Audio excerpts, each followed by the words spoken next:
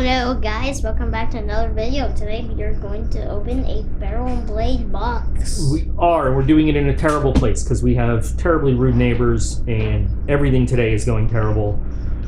I did get to yell at a child though.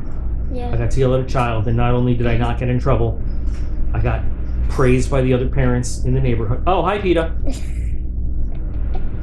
We had bad children from other neighborhoods in our neighborhood, and we handled it.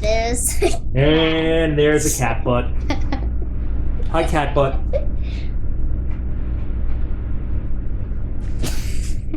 Thanks for helping. Thank you for helping. Can we have the box now? How about I promise to give you the box once it's opened? Hey, Dad. Oh, thank you. Okay, that worked great. Okay. Yeah, what were you gonna say?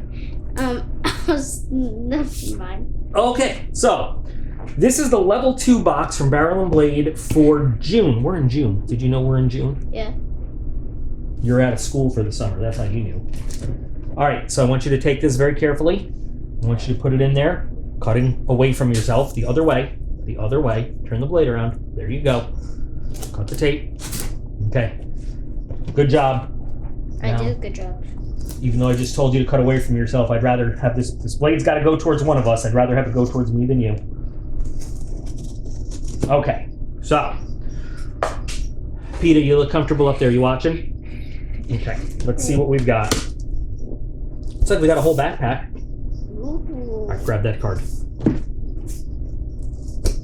Open that flap. Quick, grab that. All the things.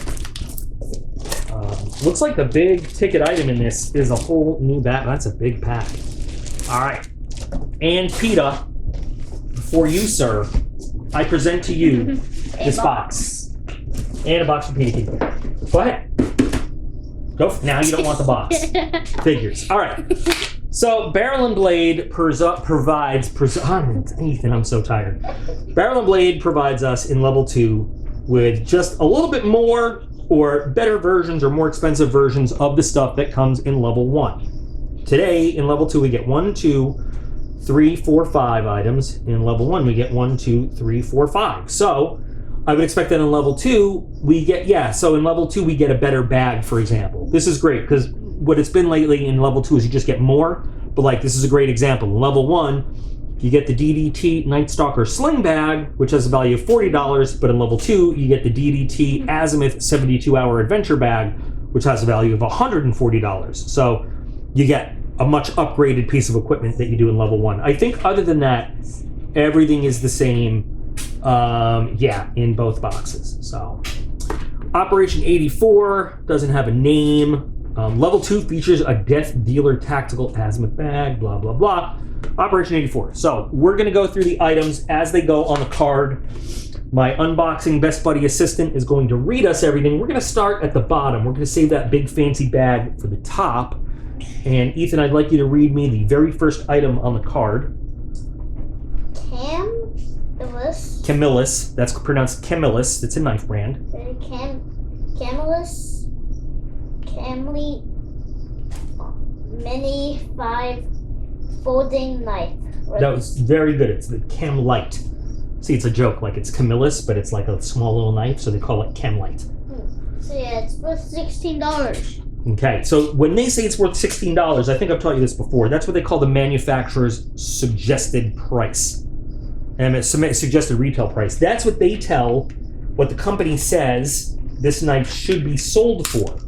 But very often, most of the time, if you look around and you do shopping, you'll find it sold for less than that MSRP price. So all the prices that we see on this card are going to be what we call MSRP prices, which means that if we were to look around for these things in stores, we'd probably find them for a little bit less.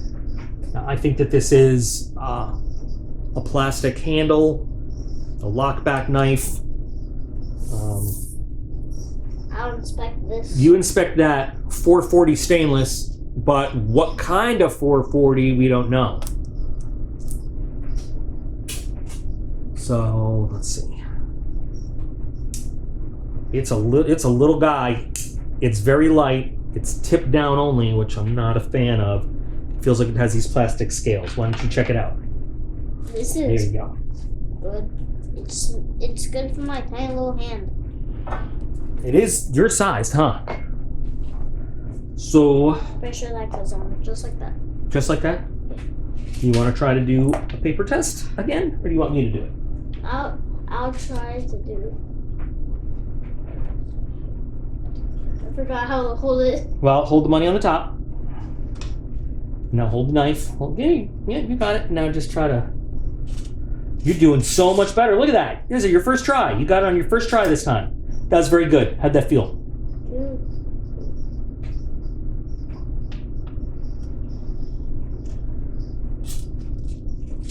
You did very good.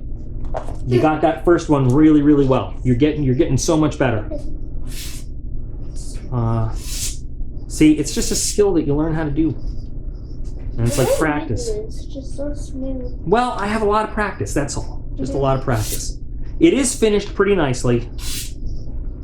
The bevels on this guy are very even. It's very, very smooth as lockbacks go. It's a potential finger guillotine right there, but it's maybe something I would keep around.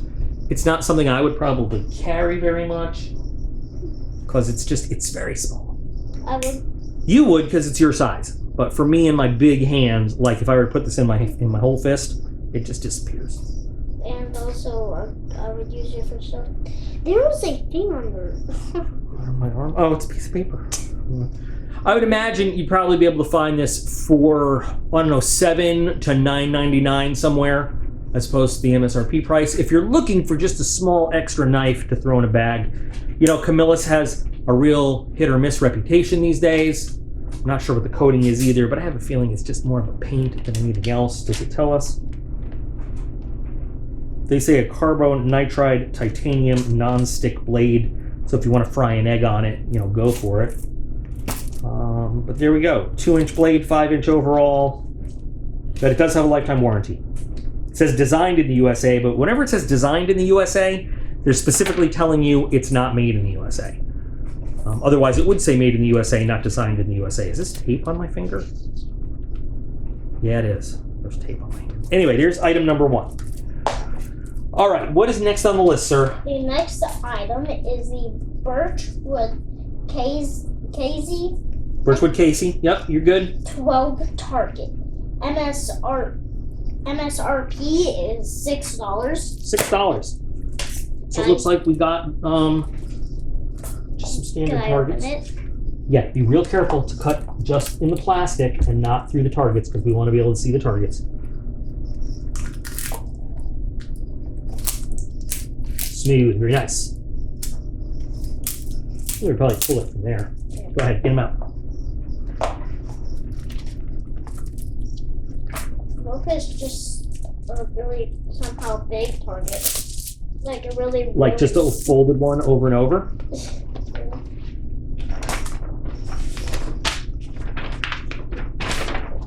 There you go. There you go.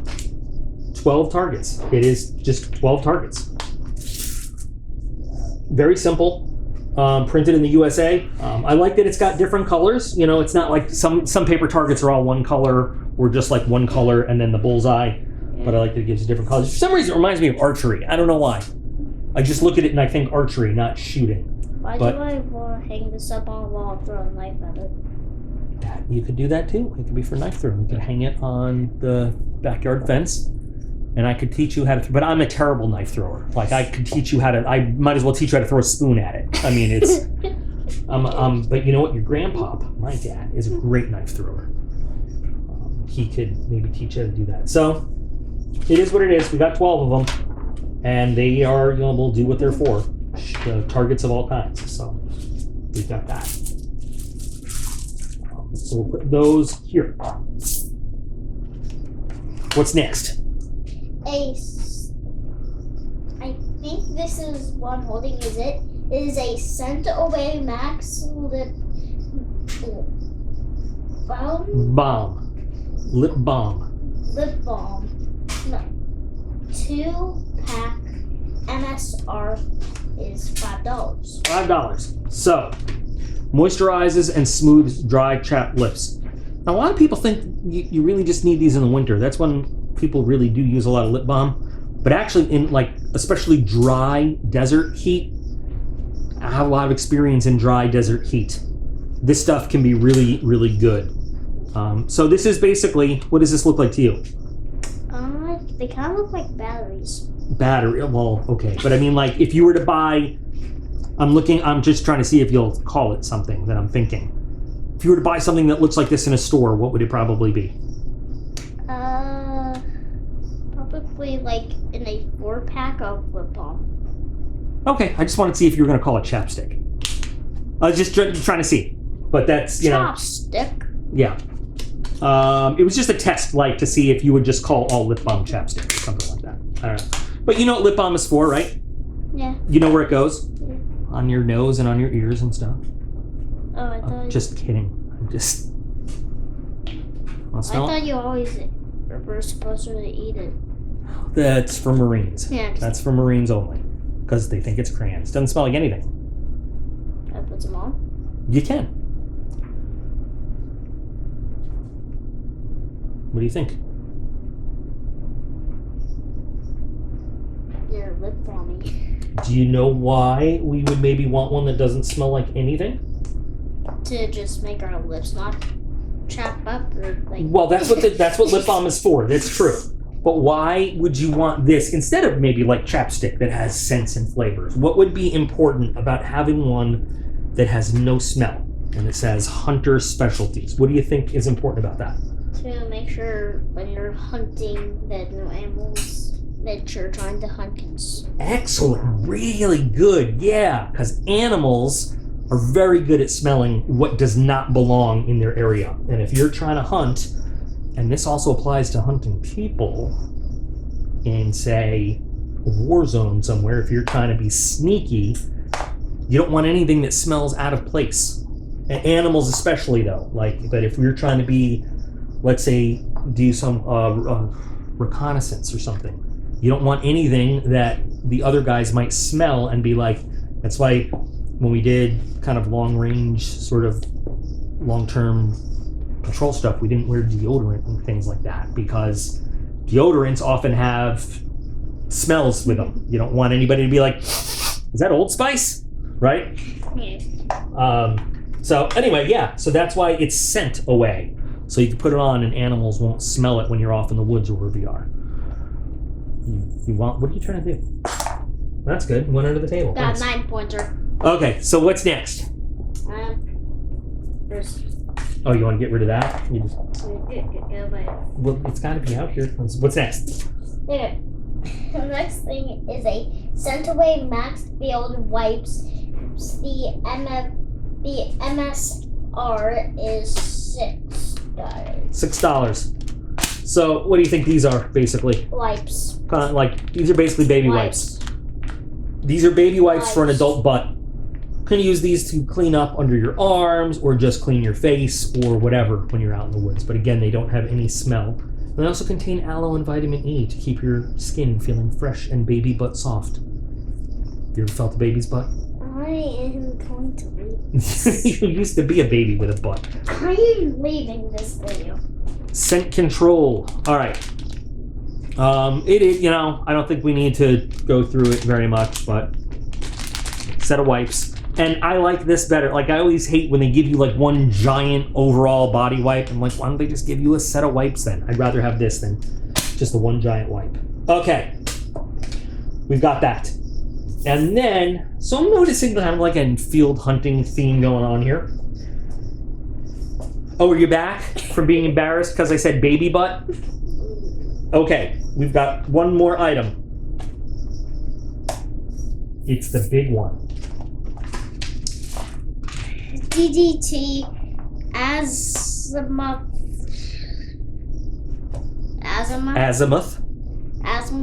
72-hour adventure pack. MSR $140. It's a lot of doll hairs, man. All right. Probably got a bunch from those weird dolls. I don't like weird dolls. Weird dolls are creepy. Dolls in general are creepy. Can you cut like just along this tape? Here's tape right here. Tape. Oh, here's another tape. Okay. Oh, there we go. Now, the pack itself has a little bit of weight to it, and it has a built-in rigid, semi-rigid frame. That's probably why it weighs a bit right there. People either, in my experience, love having... So this one closes. Let me show you.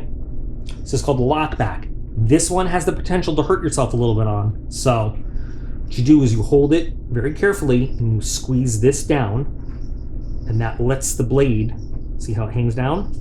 Now you can let go and you can close it.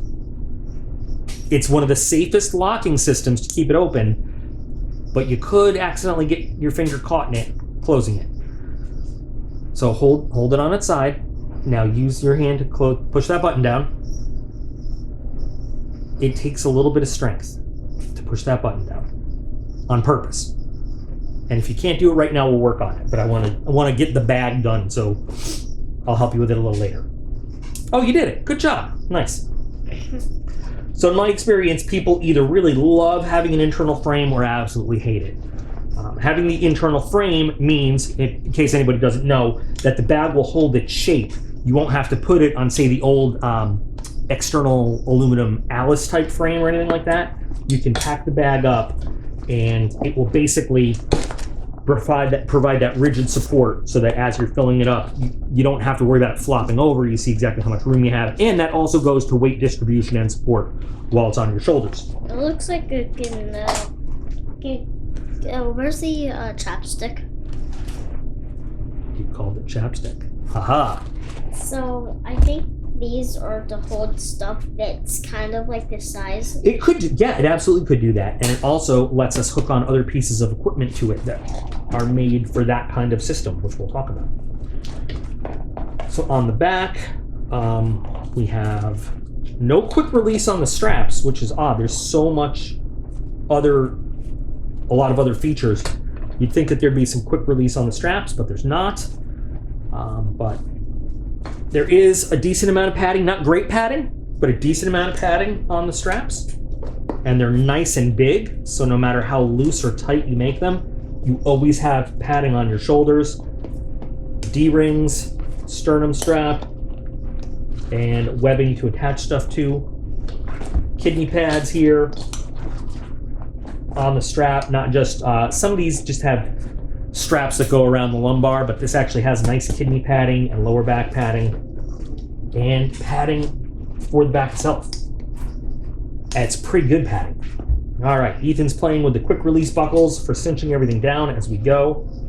You do have quick release on your lower belt here. I read your mind. And did you? Yeah, and lots of PALS webbing along the bottom to attach stuff to. I'm gonna... This one's strange. Patew! You have to make that sound. If you don't make that sound, it doesn't open. You have to go patew. All right, so on the front, any Velcro for a patch panel? Yep. On the top, we'll get there. So we have one big PALS Molly compatible panel on the front. Let's get this opened. Let's see what are we working with. It's a nice bag. If only it was OD green. No, I still love my OD green, but Coyote's a close runner-up. Putting that card in there. Oh my god, the card magically teleported. Ooh, it's got some high visibility stuff on the inside. All right, we're gonna close that up for now. So, you've got, oh, look at these. Carry handles / heavy duty. You want to hang your hatchet or something from there to have it on the other side? Yes, it does. Elastic cinching things, water bottle, or whatever else you want to put on each side. I could really, really like this bag. Forward pocket opens almost full 180 degrees. I don't see a lot of, is there weatherproofing on the outside? I don't think I see it. No, not really. A little bit. Not rubberized or anything, but there's a little bit of coating on there. We have one big organization pouch here and just open space, but decent amount of open space in there. You definitely get down. You gotta unruck and then get into stuff on a break. You can absolutely get in there. You get full access in this upper pocket. Again, almost a whole 180 degrees opening. What does that say? Oh, just the DDT. These will hold some magazines. M4, AR-15, M16 style. This one seems a little small, isn't it? No, I don't know. Whatever. But another zippered pouch here with another more of that little bit of coating, but I've seen better, honestly. But this opens fully to get access to whatever you want there. And then on the top, so this is where you have your patch panel, name badge, or whatever the hell else you want. And another one of these high-vis pockets with the weatherproofing.